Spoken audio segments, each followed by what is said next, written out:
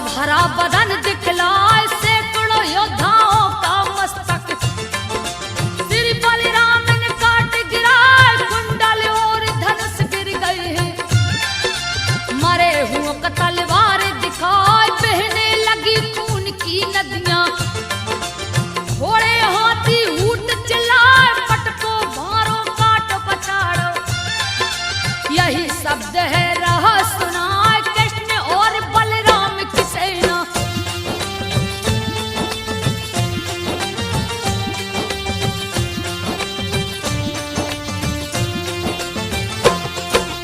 कृष्ण और बलराम की सेना विजय पताका लहरा जरासंध शिशुपाल भागे। हरि की लीला वर्णि न जाए जा पहुंचे हैं ब्रज नगरी में। रुक्मणी को लिए अपना धूमधाम से किए शादी। देवता फूल रहे बरसाए हारिक भागा जरासंध भी। अपनी सेना लिया सजा 33 अरब लिया है सेना। सेना ही सेना दिखलाए घेर लिया है ब्रज नगरी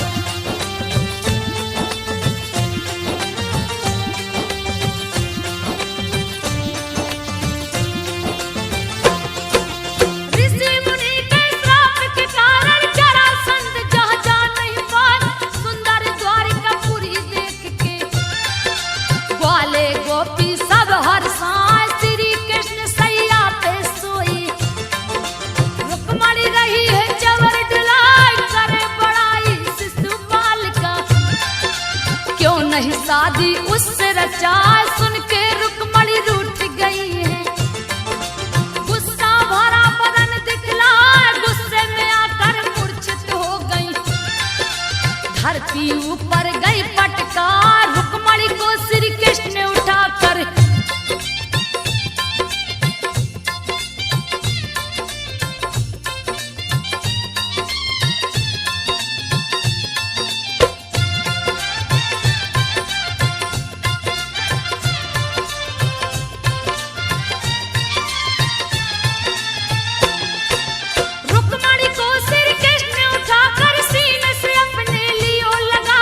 फिर भी नहीं मानी है रुक्मणी, रूठ के बैठी मोह को फुलाए भूल हो गई मुझसे प्यारी।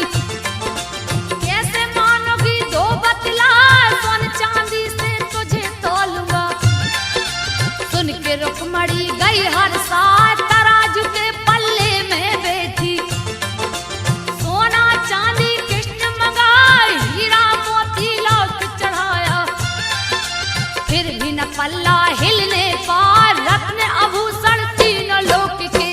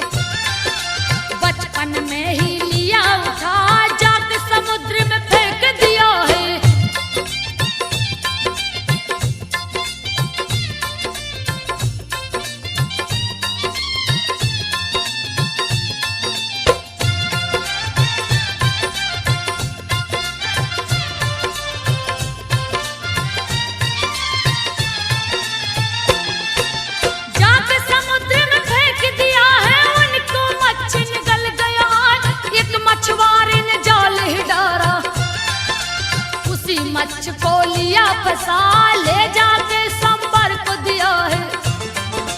संबर ने लिया उसे उठा, मायावती बनी है रसोइया। पूर्व जन्म की रति कहा फाड़ दिया है मच्छ को जाके। जिसमें कामदेव रहे समा, रति खुश हुई पति को पाके। पिछली बातें दिया बता, रति और कामदेव मिल गए।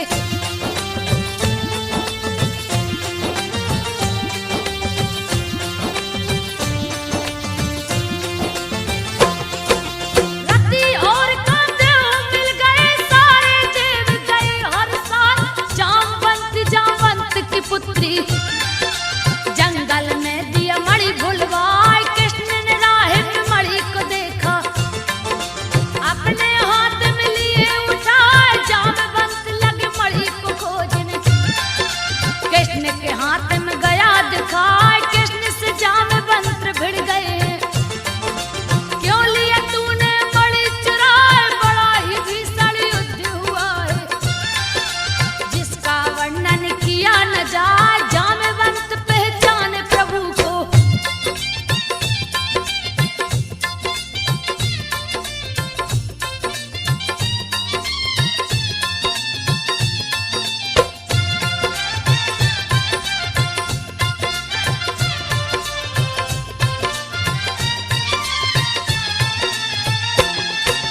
जामवंत पहचाने प्रभु को, दिए चरणों में शीश झुका। लड़ते लड़ते थक गया हूँ। जामवंत बोले सिरनाय, जामवंती जो सत्यभामा थी। श्री कृष्ण को सौंपे जाए, सत्यभामा संग बैठे मुरारी। महल में अपने आसन लाए, इंद्र ने आके किया प्रार्थना। हरि चरणों में शीश झुकाए, भौमासुर सब हर लिया हरि जी। उससे मेरी जान बचाए, क्रोध में आकर कृष्ण चले।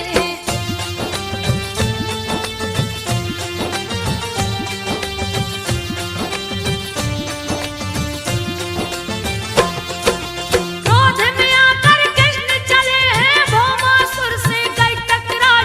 भुजा जंघ गर्दन को काट के, दिए मौत की नींद सुलाए। 16,100 कन्या को कैद से उसके लिए छुड़ाए। चाहे रचाए सबसे कन्हैया, लीला अपनी रहे दिखाए। बहुत से पुत्र हुए हैं कृष्ण के, जिसका वर्णन किया न जाए। बलि राजा के 100 पुत्र थे, सबसे बड़ा बाणासुर कहा।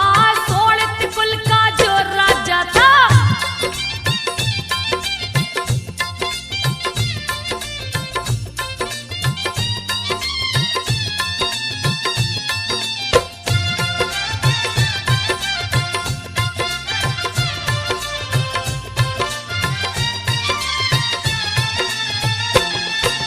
सोलित कुल का जो राजा था। शिव जी को है प्रकट कराए, वर मांगो तुम हमसे बेटा।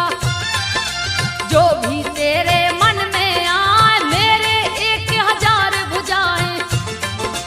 जिसका भार सहा नहीं जाए, इसके भार को हरण कीजिए। अहंकार उस गया समाए, शिव के हाथ जोड़ के बोला। मेरा मनोरथ पूरा हो जाए, यो मस्त कह के शिव चल दिए। बाणासुर मन में हर्षाए, बाणासुर की कन्या उषा थी।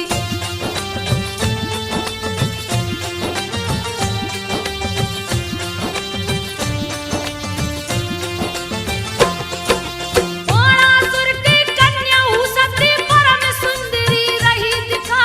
प्रद्युम्न के लड़के अनिरुद्ध से उसकी नजर गई टकरा। देख बाणासुर क्रोधित हो गया, हाथ में शस्त्र को लिया उठाए। सजा लिया है 100 ही सेना, अनिरुद्ध से गए टकराए। क्रोधित होकर अनिरुद्ध ने सारी सेना को मार गिराए। अनिरुद्ध भी अति बलशाली, रण में दिया था हल्का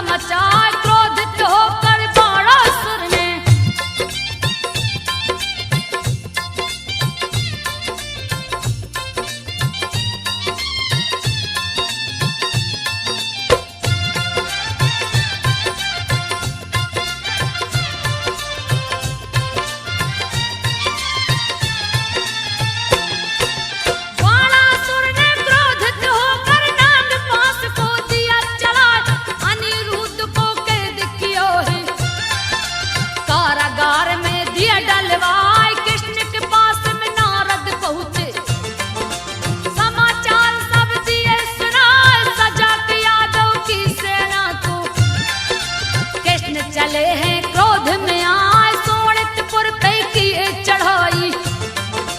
बाणासुर से गए टकराए, तहस नहस किए उसके महल को। ईट से ईट दिए हैं बजाए, बाणासुर शिव जी को पुकारे।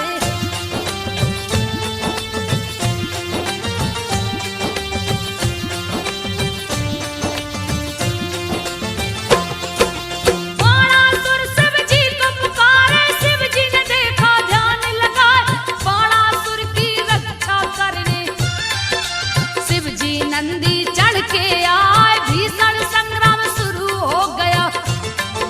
कृष्ण और शिव जी गए टकराए, दसों दिशाएं लगा कांपने।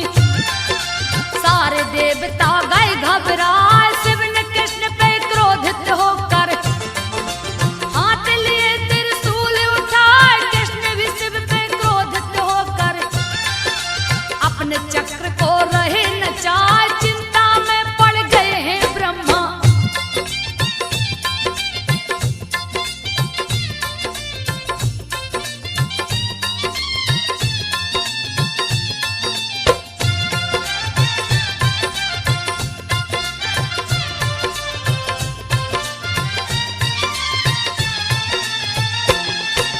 चिंता में पड़ गए हैं ब्रह्मा, धरती माता गई घबराए।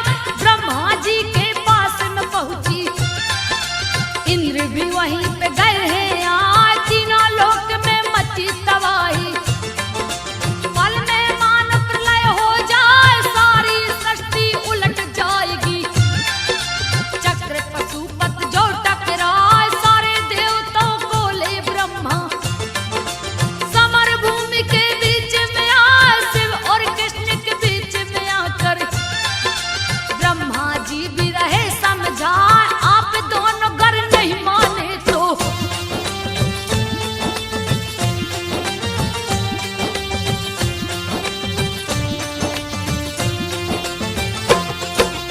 आप दोनों गर नहीं माने तो सारी सृष्टि नष्ट हो जाए। शिव के सन्मुख गए ब्रह्मा जी, चरणों में दिए शीश झुकाए। आपने ही वरदान दिया है, फिर क्यों युद्ध में लड़ रहे आए। इसके भुजा के भारे हरण को श्री कृष्ण है गए टकराए। क्रोध को शांत किए शिव शंभु, लौट के वो निज धाम को आए। बाणासुर ने क्रोधित होकर 500 धनुष को लिया उठाए। क्रोध में आके दौड़ पड़ा है।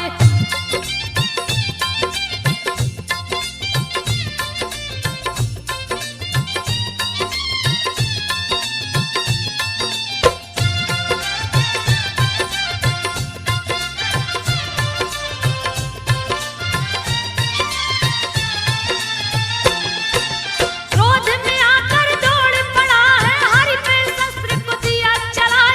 1000 बाण को छोड़ा, बाण ही बाण रहा दिखलाए। जैसे बाण गगन से बरसे, कृष्ण ने चक्र को दिया चलाए। लगे हैं उसके भुजा काटने, बाणासुर है रहा चिल्लाए। पल भर में ही श्री हरि ने सारे भुजा को काट गिराए। बाणासुर का अंत किए प्रभु, 3 लोक को दिए बिठाए। सभा बीच द्रौपदी गोहराई,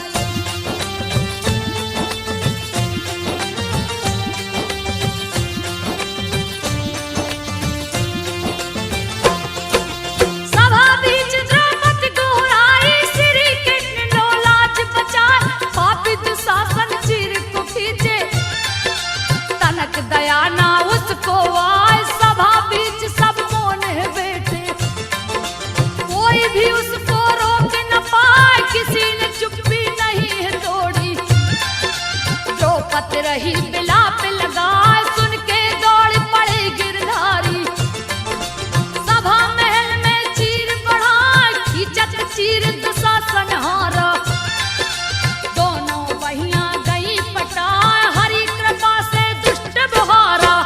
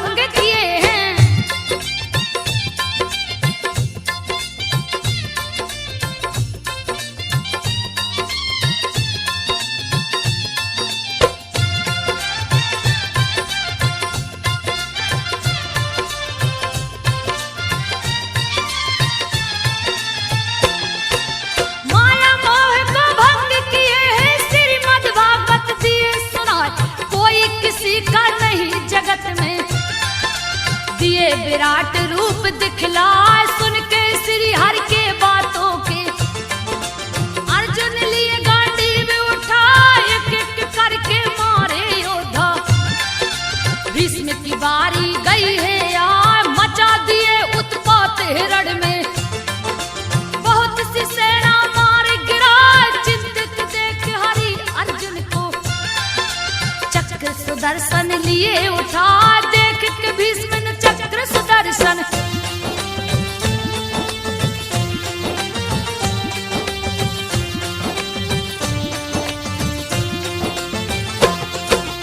देख के भीष्म ने चक्र सुदर्शन, दोनों हाथ को लिए उठाए, अर्जुन के हाथों मरवा कर दिए कौरवों का नाश करा, युधिष्ठिर को राज तिलक दिए हैं, दिए हैं गद्दी पर बैठा, युधिष्ठिर के हाथों हरि यज्ञ दिए हैं शुरू करा, चारों तरफ निमंत्रण भेजा, सभी राजा को लिए बुलवाए, जरासंध नहीं है आया। देख के कृष्ण रहे मुस्कान, भीम और अर्जुन को लेकर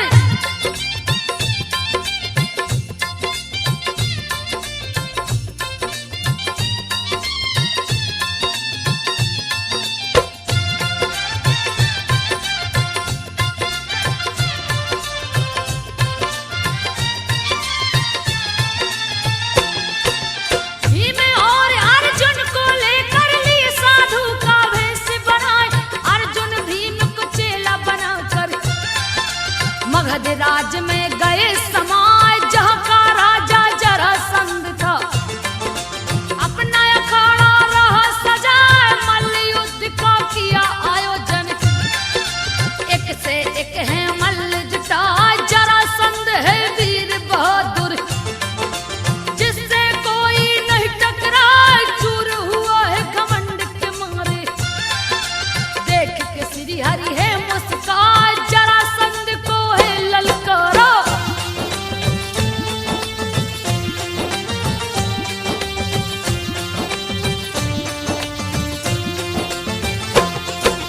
जरासंध को है ललकारा, समर में भीम को दिया बिठाए, मल्ल युद्ध तब शुरू हुआ है, भीम जरासंध गए टकराए, दोनों ही थे अति बलशाली, गए अखाड़ा भीतर जाए, भीम ने जरासंध को पटका, पैर से पैर दिए हैं दबाए, दूसरे पैर को हाथ से पकड़े, बीच से फाड़ दिए हैं जाए, आधा आधा फाड़ के करते, फिर भी धड़ आके जुड़ जाए, भीम को हरि परेशान देख के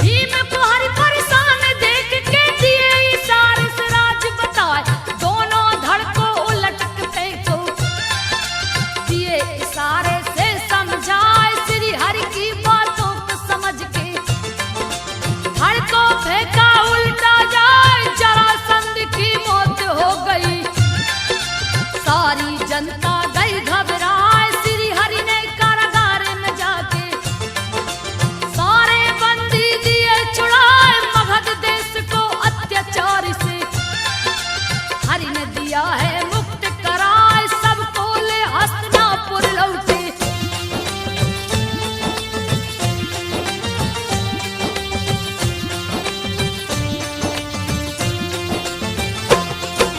सबको ले हस्तिनापुर लौटे, यज्ञ दिए शुरू करवाए, भवन बीच दरबार लगाए, जगह जगह के राजा आए, श्री कृष्ण की पूजा सुनकर शिशुपाल गया क्रोध में आए, सभा के माध्यम में चिल्लाया, ए अपमान सहा नहीं जाए, सभी चकित हो देख रहे हैं, कृष्ण को गाली रहा सुनाए, क्रोधित हो गए सारे पांडवों, फिर भी कृष्ण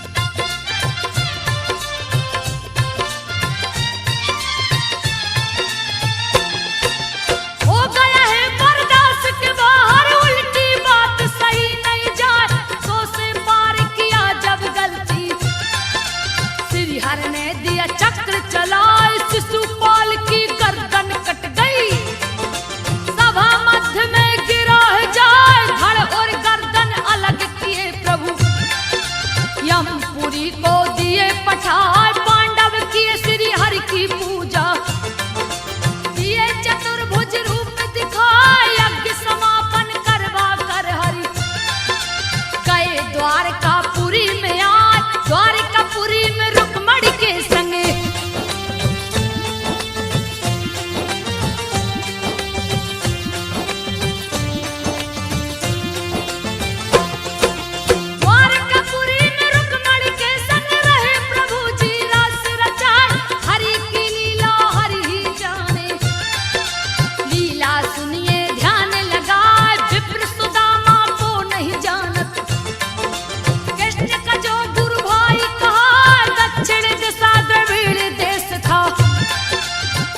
जहाँ बसते बहुताय वहीं पे बसते विप्र सुदामा।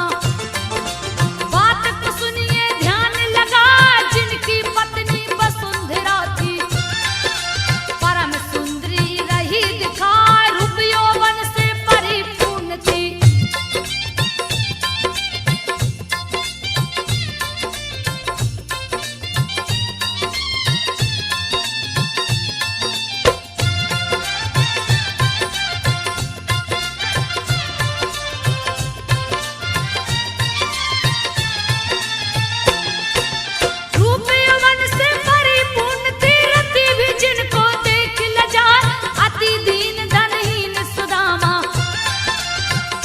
गरीबी रह सताए, टूटी हुई मड़ैया जिसकी, बारिश बरसे तन भिंग जाए, महादरिद्री उनके घर में पांव पसार के गई समाए, भिक्षाटन कर पेट चलाते, फिर भी सुदामा नहीं घबराए, कभी खाते कभी नहीं भी खाते, सो जाते थे पेट दबाए, सिर पे पगड़ी न तन पे कपड़ा।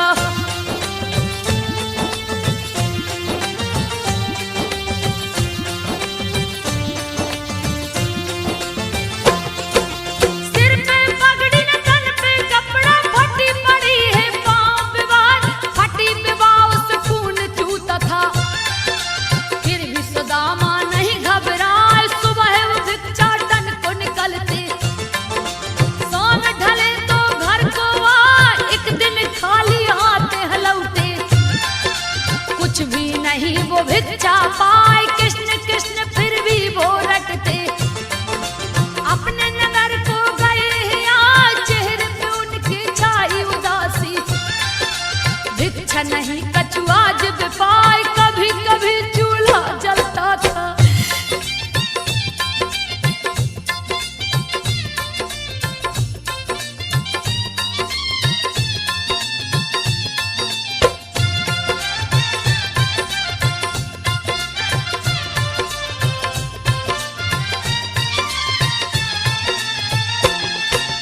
कभी कभी चूल्हा जलता था, कभी कभी ठंडा पड़ जाए, फिर भी कोई चिंता नहीं था, कृष्ण कृष्ण का रटे लगाए, कृष्ण हमारे परम मित्र हैं, पत्नी से कहते रोज सुनाए, पतिव्रता पत्नी थी उनकी, दुख सुख में है साथ निभाए, एक दिन खाने को कुछ नहीं था, दरिद्रता से गई घबराए, अपने पति से जाकर बोली, डरती हुई अति भय खाए, मेरा कहना मान लो स्वामी।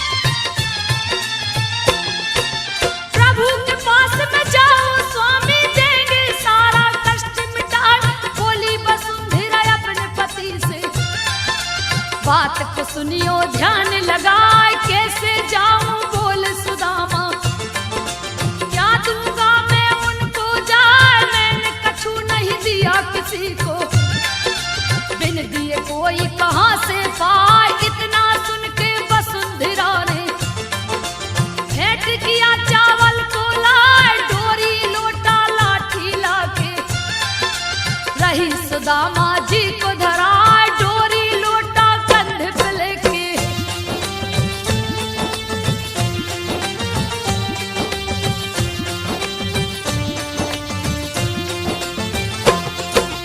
डोरी लोटा कंधा पे लेके चल दिए पोटली को खिदवार, रास्ते में वो विघ्न विनाशक श्री गणेश को रहे मनाए, चल दिए हैं द्वारकापुरी को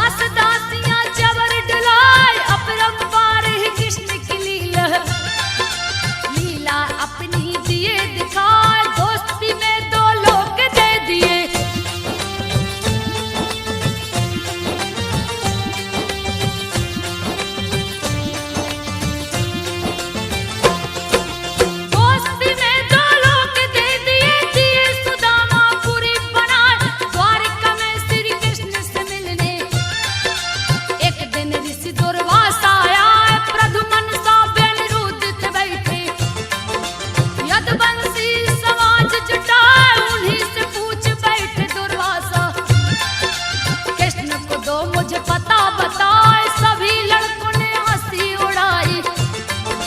संब को औरत दिए बना, उसके पेट में वस्त्र लपेट के पूछने लगे ऋषि से जाए, कहिए मुनिवर पेट में क्या है।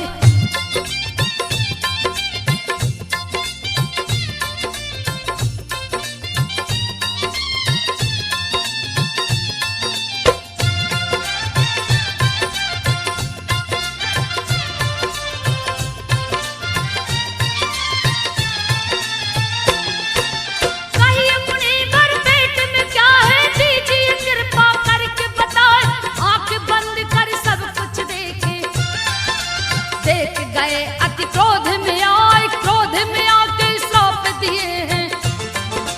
अरे दुष्ट सुन ध्यान लगा, इसके पेट से जो निकलेगा नाश का कारण वो बन जाए। क्यों हो मेरी हंसी उड़ाते, यदि कुल का संहार हो जाए। सारे लोग भयभीत हो गए, रहे त्राही त्राही चिल्लाए। लोहे का मूसल पेट से निकला,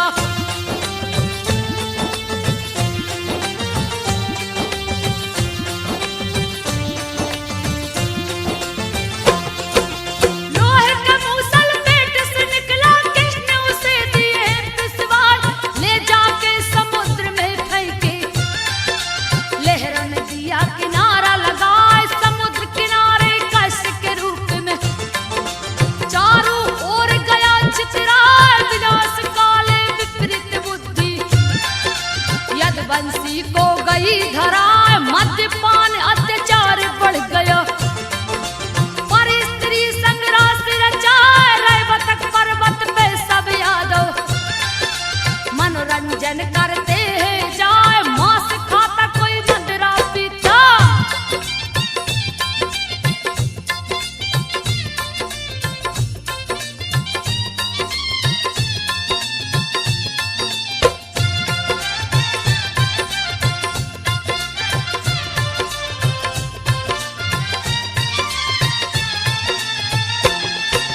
मांस खाता कोई मदिरा पीता। सबकी मती गया है मराए, गाली गलौज तू मैं करके उसी कष्ट को लिया उठाए। कष्ट में लोहे की शक्तियां आ गई, श्राप ने दिया असर है दिखाए। छप्पन करोड़ सारे यदुवंशी आपस में ही गए टकराए। सभी आपस में लड़कर मर गए, लीला अपनी प्रभु दिखाए। पापी और पापी को हरने धरती पर से दिया मिटाए। धर्म का ध्वजा लगा है लहरने,